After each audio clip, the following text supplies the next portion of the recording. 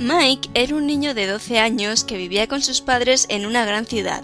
Apenas había salido de ella un par de veces con alguna excursión escolar. Estaba muy a gusto viviendo en ella. El verano acababa de empezar y los tres se fueron de vacaciones unos días a un pequeño y antiguo pueblo unos kilómetros al norte de donde vivían.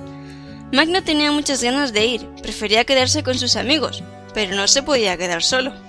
El padre de Mike era profesor de historia en la universidad y la razón de ir a ese pueblo era porque allí se encontraba una antigua casa, famosa en aquella región por su larga historia.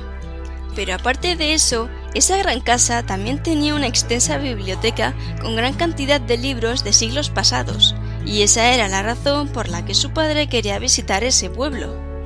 Resulta que hacía varios meses el padre de Mike empezó una tesis sobre una guerra que aconteció en esa región hacia principios del siglo XX y quería saber si en la biblioteca de aquella casa habría algún diario sobre cómo la vivió la gente de aquel lugar.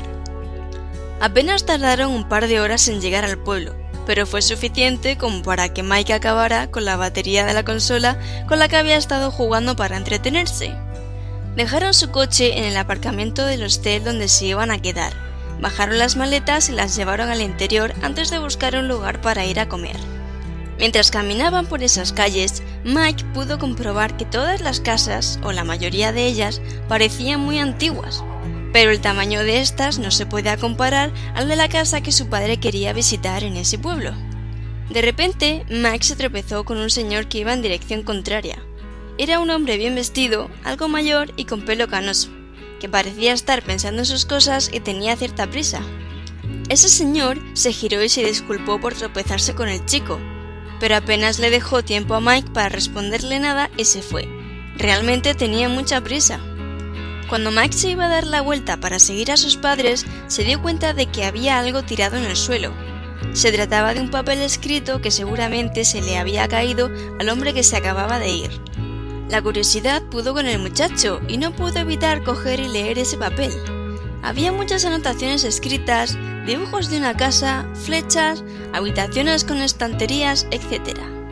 Todo eso era un poco caótico, pero había unas palabras en la esquina inferior de la hoja que decían lo siguiente: en algún lugar de esta casa se encuentra el tesoro de los señores González. A Mike de repente le entraron bastantes ganas de investigar esa casa.